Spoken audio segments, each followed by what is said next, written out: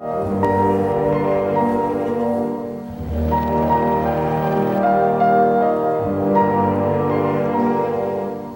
bloody shootings began in the cafe and restaurant of the historic town of Port Arthur. It was crowded with excited tourists on its busiest day. Do they have the offender in custody, over? Yes, can confirm. 34 people are confirmed dead in the Port Arthur massacre. One more is still unaccounted for. The blackest single event in Tasmania's sometimes bloody history has stunned the world. There is no reason, there is no why, there are no words. Somebody came out and said, he's killing everybody, and run. We crouched behind the cars, he went back to the bus, he shot the bus driver and the people there. In the area where my wife Gwen was, 5 were shot dead there.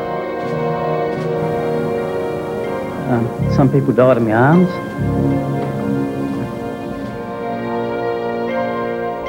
The local chemist, Walter Mikac, suffered most from Sunday's unthinkable tragedy.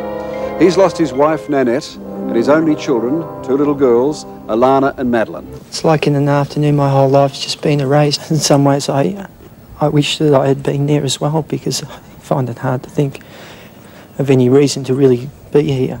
And I hope to God that no person ever has to go through this again. In the arms of the angel, fly away from here. Do not take your partner for granted. Do not take your children for granted. Do not take life for granted.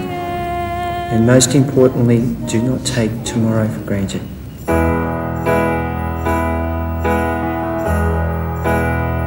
I sit and wait.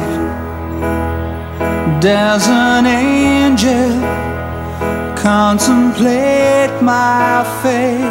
Wickedness passes, but courage, strength and adversity and hope for the future are with us forever. A simple cross made of hewn pine bearing 35 names.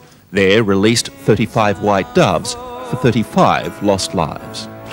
Today we have gathered to reclaim this place for the people, to reclaim it for peace, to reclaim it as a place of safety and play and laughter. I'm loving angels instead, and through it all she...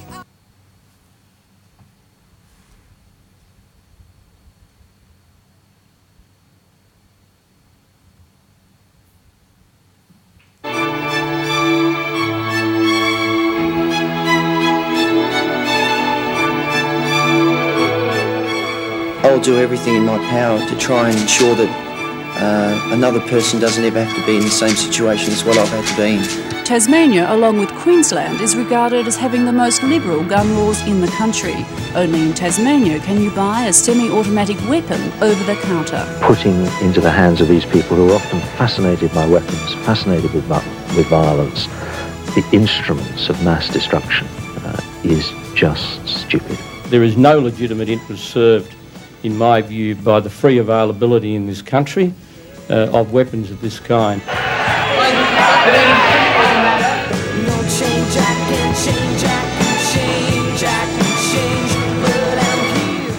After having the most liberal gun control laws in the country, the Tasmanian government is now proposing the toughest. All over Australia, people handed in their weapons. Some, said one newspaper, were even crying. It was a step in the right direction. I'd made sure that they hadn't died in vain. Today begins the final process in a chain of events sparked by the Port Arthur Massacre. Each weapon reduced to metal fragments only centimetres long, wooden and aluminium components crushed to a pile of pulp.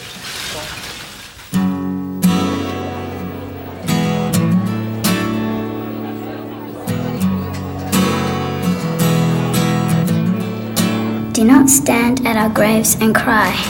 We are not there. We did not die. The naming of the foundation with the names of Alana and Madeline fills me with pride. The foundation will provide support to children who fall victim to violence or loss of family. The first recipient is Burns victim Jandamara O'Shane. His father and sister accepted a voucher for a holiday, most likely to Disneyland, as the little boy sent a taped message. And thank you. Princess Mary. As patron of the Alana and Madeline Foundation, Princess Mary wants to introduce its principles into Danish schools. We do buddies because we want the little buddies to learn how not to bully. Oh, all that I know, there's nothing here to run from. 'Cause yeah, everybody here's got somebody to lean on.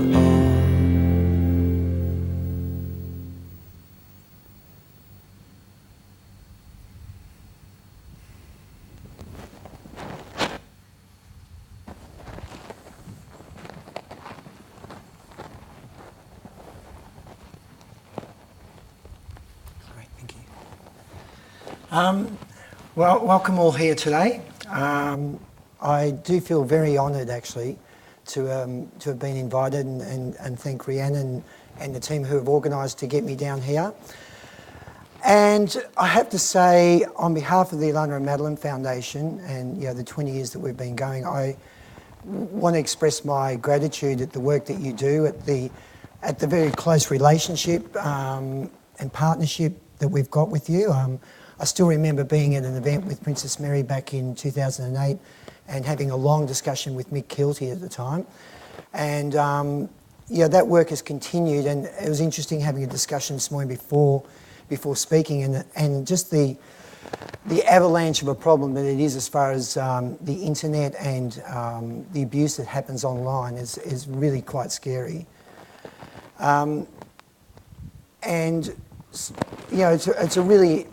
It's incredible the work that you do, and I know sometimes that's going to become daunting. It's very clear even from speaking to some of the members this morning. The other thing I want to also acknowledge is just the vision of the AFP to put on events for this stuff like this, because I think if you want to get the best out of people, you need to show that you care. And that's, as far as the foundation is, that's our motto, is to care about children, and especially ones who have suffered from violence.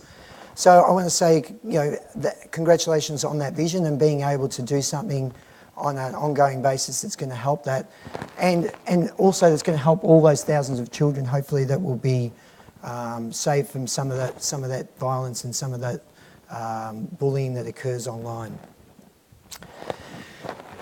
So today, the main thrust of my presentation really is going to be about resilience and looking at, how do we deal with situations, how do we deal with change, how do we deal with challenges in our life. And that often is dependent on a number of things. So self-limiting beliefs. And that often comes from the people we're most close with, from parents, from teachers, from siblings, who want you to achieve, but often unknowingly they're planting these seeds that actually hold you back from being able to really get to where you want to get. Sometimes I remember, so I was lucky enough in 2014 to be able to go and do Kokoda, and took my 13-year-old daughter at the time, came along to do the Kokoda track in Papua New Guinea. So I was a little bit nervous, but I thought, look, Izzy's a tough little cookie, she'll be all right. And I remember my wife at the time saying, Izzy won't be able to do it. She hasn't trained, she hasn't done this. I said, she can run the lighthouse at Byron Bay, she'll be able to do it. And, she was out the front most days, hardly broke a sweat. And, here was I at the back, just plodding away at terminal velocity, and she was always up there, and it really did inspire me, and it was such an incredible bonding experience. So, and then fear. I mean, fear is the thing that holds us back the most, I think, because people are scared about even trying to do some of these things, of coming up with a new idea and instigating it, or thinking of a different way of going about doing it. And often we're made to think that we're not good enough, that we might fail. And I think all I can say is that have a go at it, because you just don't know, the power of the ordinary person is huge. And faith. So having hopes and plans and rewards for your hard work. It's all very well having all these, working hard, but I think it's so essential that you plan time to help, your own personal development, your own personal relaxation, and and having the rewards for the fruits of your labour.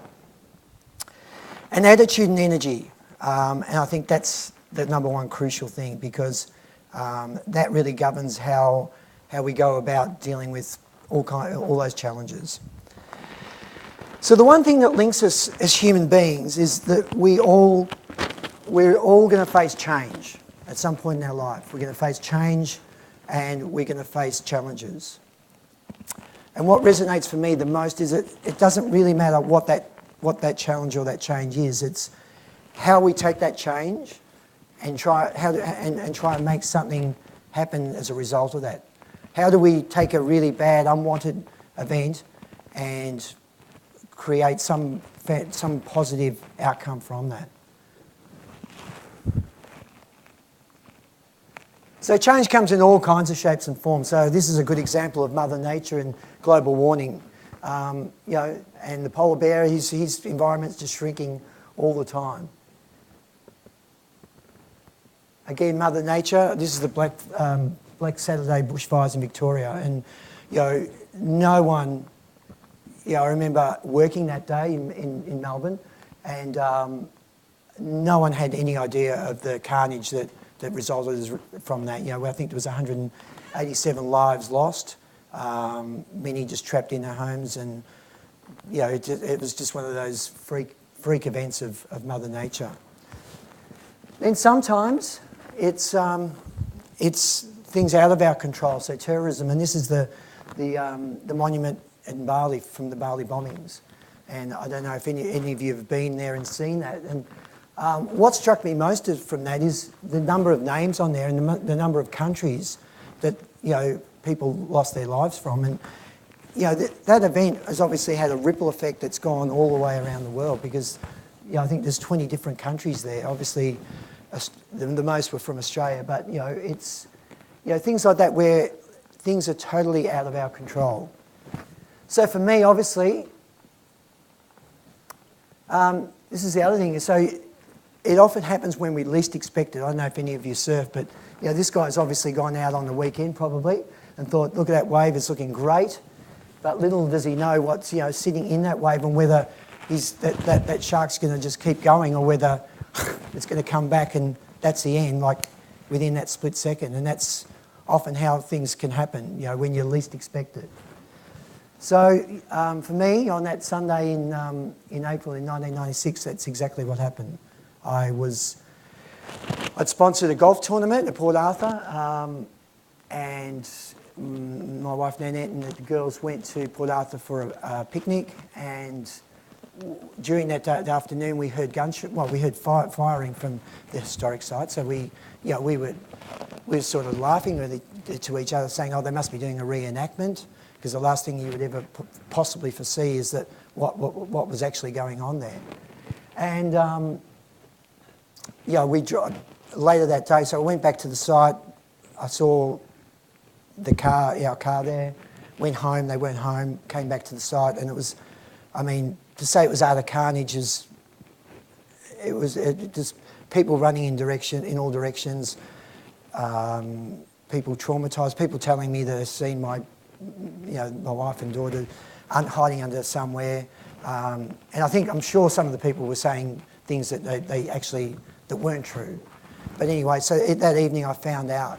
And I think this photo was taken, I think 2 days or 3 days later at St David's at the cathedral at the memorial service. And you can see that this was used in a lot of the newspapers around the country and also around the world at the time. And it was hard to fathom. It still is hard to fathom that could happen in a place as peaceful and as quiet as Port Arthur. But it did, and it was a case of what do we do from here? I know the next day going home, the next day was actually my birthday.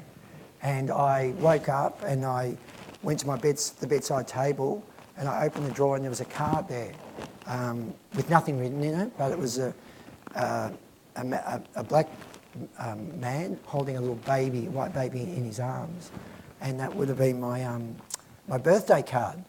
And I knew at that moment that, you know, that it has happened. It's not just a nightmare, it's not just a dream, but it really has happened. So it came a case of, I mean, I initially thought, look, I just want to lock myself in the house and not have anything to do with the world again. But we had, you know, a few counsellors come in those next few days, and there was one particular that came along, and he was a Church of Christ minister who's also working as a counsellor. And he was probably the person I least expected to relate to. But he came in and he talked about celebration of their lives and about what, you know, all the memories. And he just made a lot of sense. And he became my springboard, I suppose, in the coming months and even years after that, as far as, you know, being able to talk to someone who I could tell some of the things, some of the not so pleasant thoughts, some of the things that you wanted to do that you couldn't really share with your family or with your friends. So it's probably fair to say that life was a bit like this, like a black hole for the, you know, the foreseeable months after that. The main focus was organising the funeral in Melbourne, and that was that gave me focus, I suppose, for those 10 days or so. But after that, it was just really, there was no point in going to work. There was no point in anything really. I just felt as though it was, yeah, not knowing what to do. But thankfully, look, I had my family flew down the following day. My brothers, my cousins, my uncle, my best friend came down from Sydney. And, you know, some of those nights we had in those first 2 or 3 nights of sitting around talking till, you know, 2, 3 o'clock in the morning and laughing, and the laughter of their memories and some of the things that we'd gone through was, you know, I suppose it gave me that initial hope. And what I realised was that, look, no matter what I do, if I want to lock myself in the house and not be involved in the world again, that's fine, but they're not coming back. There's an acceptance that I've gone to see them, I've said my goodbyes, and, you know, I've physically seen it, and they're not coming back. So you have a choice. This is where it's up to how you take that scenario. Do you know, just not do anything? And I thought, how is one person able to do all this? You know, that was the burning question: is how could one person possibly have the firepower and the capacity to do all that, and no one be able to stop them? So you know, the gun issue was one of the big things, and I'll talk about that a bit later. And the other one was I had thousands of letters from people all over Australia.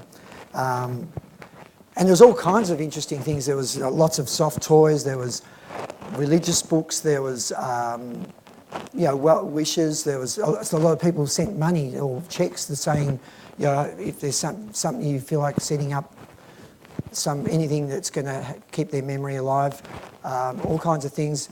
And in one of those was a letter from a father in Melbourne. And he said, look, I've got 2 daughters the same age as Alana and Madeline are, or would have been.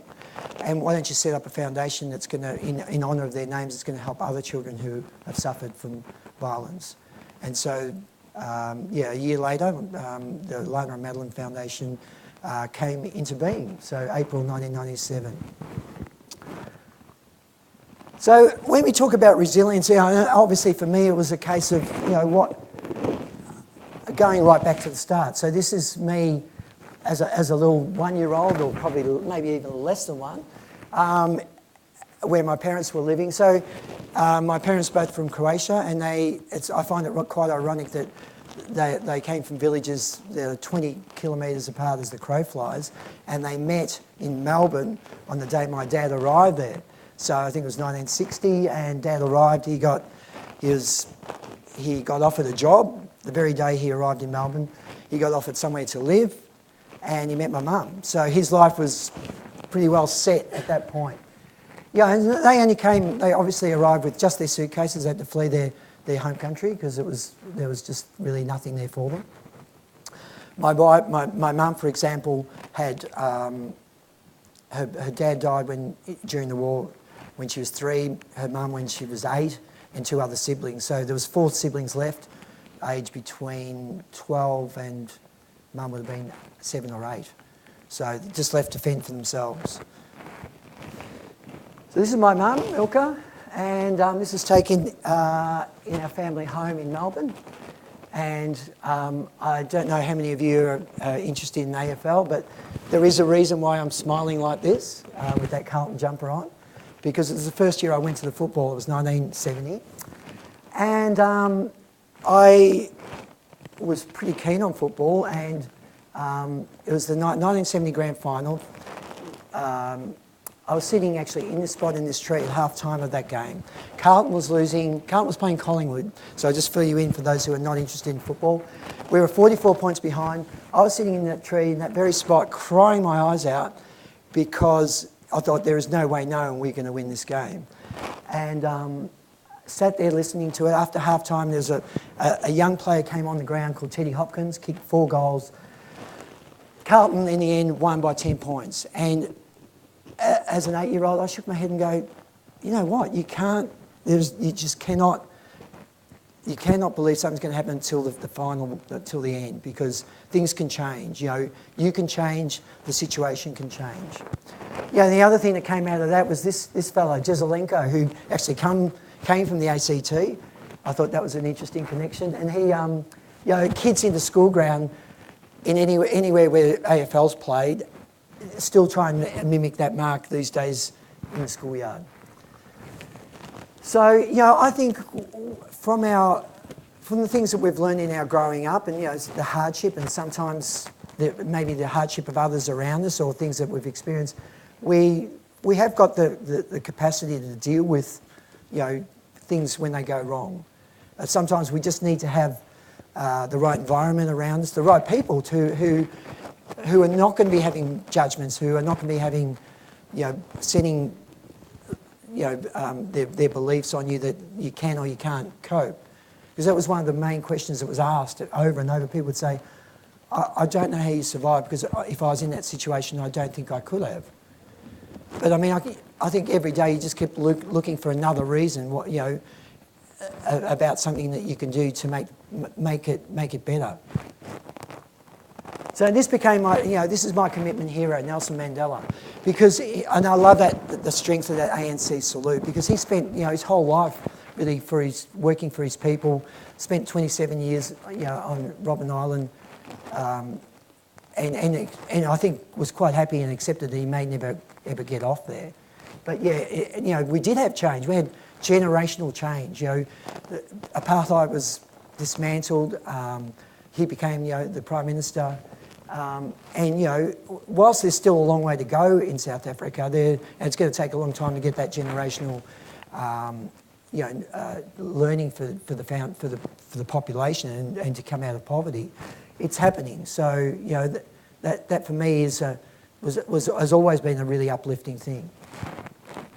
Because as I said, I think we've all got that capacity to unlock that courage when we really need it.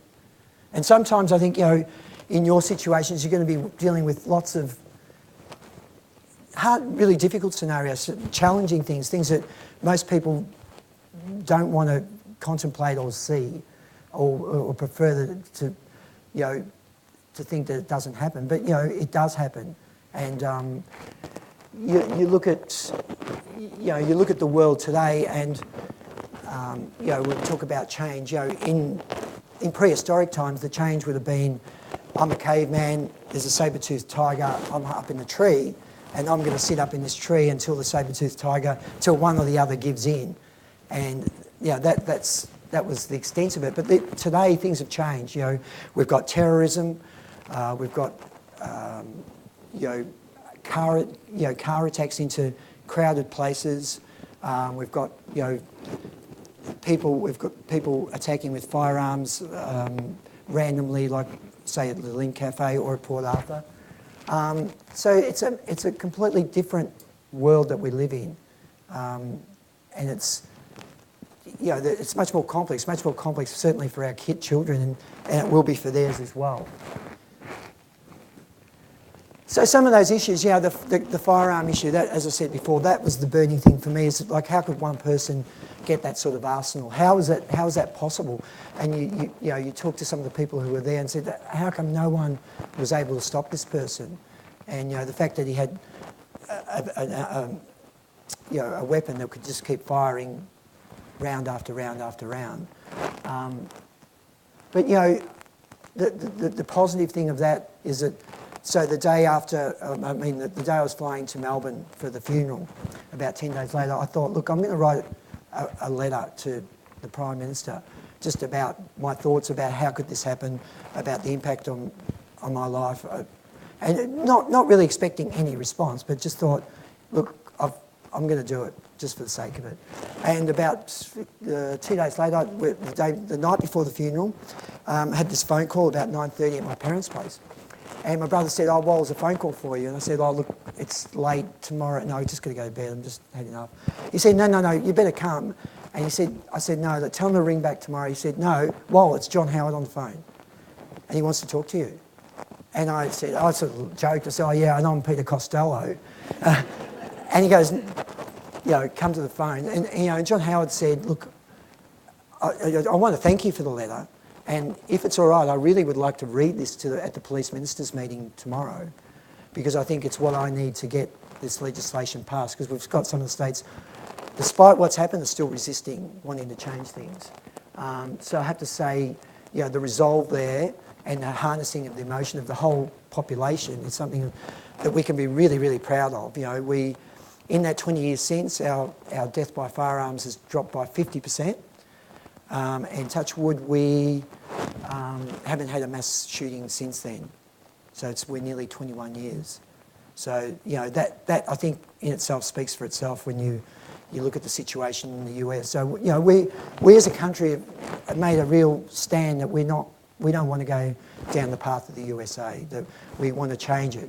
As we're looking at hopefully changing domestic violence and making that right at the forefront of day-to-day life and trying to deal with that.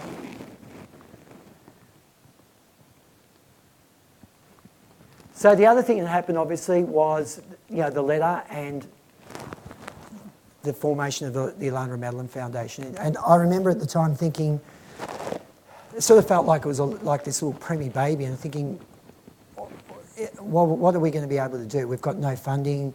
It's a great. Yes, it's a good idea, but I thought, look, even if we can get going and help half a dozen children who have suffered, then it's worth it. We might go for a year or two. And here we are 20 years down the track. It's just burgeoned. We've had great people on board. We've had, in the early days, Steve Izard as our chairman. We've then had John Bertrand for over 10 years, and he was really as instigated, things like having Princess Mary as the international patron. And a lot of our programs and the intellectual property that we've created, like the Buddy Backpack, Buddy Bear system, and eSmart, which is really world's best practice as far as education for both children and adults. And this is what we were talking about earlier, is that it's nearly more important for the adults to know what the kids are doing, because it's just they're too scared to know what's going on. I know I was just discussing this, and my daughter's now 16, but even 2 or 3 years ago, she'd say, Dad, can I borrow your mobile phone? She'd take it, she'd go into her room for maybe 2 minutes, she would have downloaded Snapchat, sent a photo or a message, and got rid of it and given my phone back. And I'm none wiser. And the message and the evidence even disappears as well.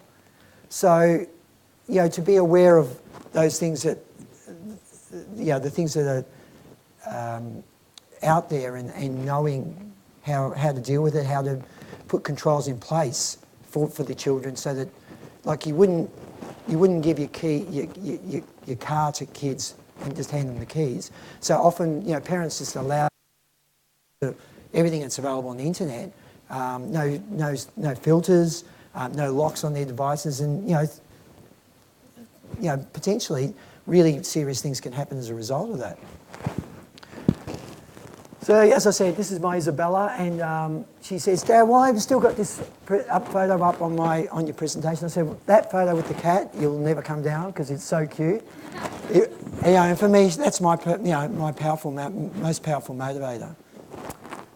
And as I said, Princess Mary became involved in 2006, came to see our programs run in some of the schools, in public schools in Melbourne, and ended up taking them back to Denmark, and they now run in all their preschools there, and in Denmark, Greenland, and their other territories as well, and also now runs in the Middle East and a number of other places as well.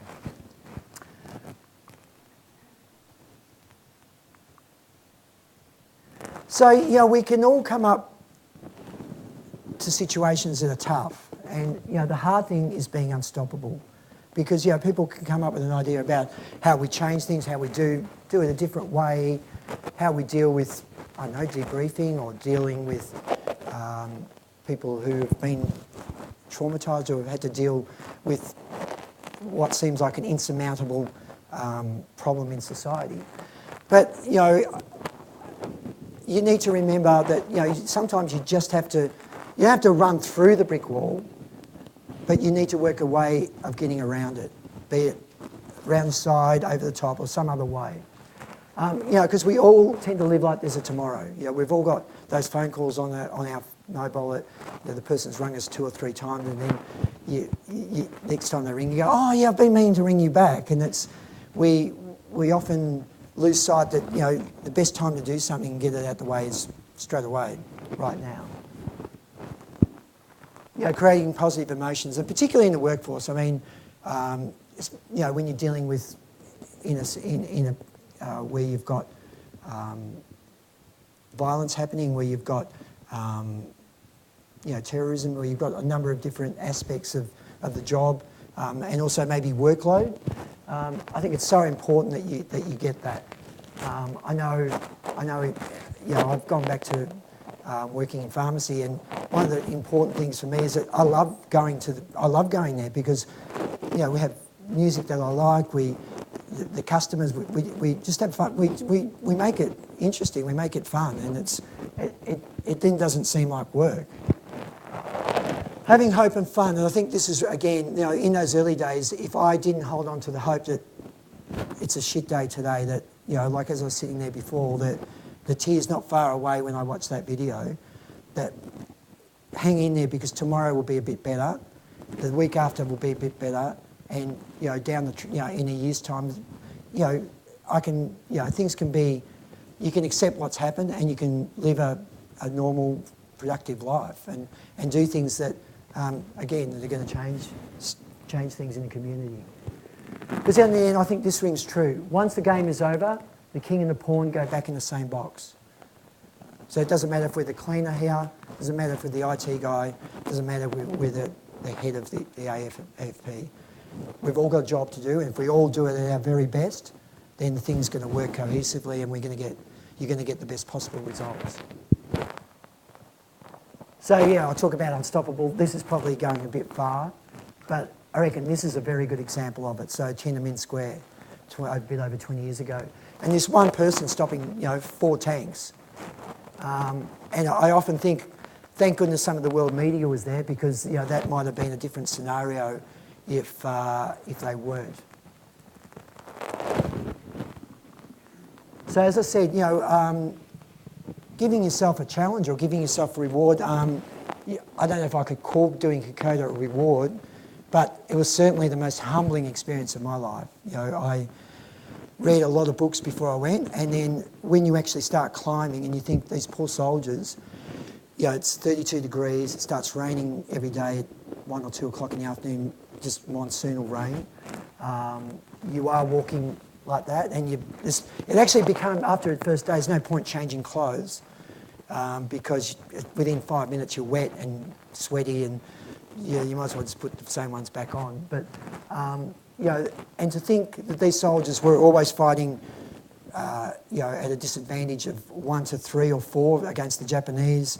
They weren't trained in jungle warfare, and yet they were still able to hold them at bay for long enough for the reinforcements to come and to stop them from getting through. So when we actually got to Kokoda, I was hobbling pretty badly, but you know, as I said, it just thought if those poor buggers could do it in those conditions, then you know, I want to do it. I want to complete it. I would have done it. I sort of started thinking, what happens if I do? You know, your knee gives way or whatever, and I started thinking about read Kurt Fernley's book, and you know, he basically dragged his torso along a lot of that track, and I thought, well, if he can do it, I'll try and do it as well if I have to. So I want to leave you with this. And it comes from a pretty unlikely source, Winston Churchill, who's a pretty harsh in many respects, but I really love this, and it's something that I like to live by. We make a living by what we get, and we make a life by what we give. So, as I said, you know, life, there's challenges for all of us each day, and all I can say is I hope that what I've shared with you hopefully helps in some little way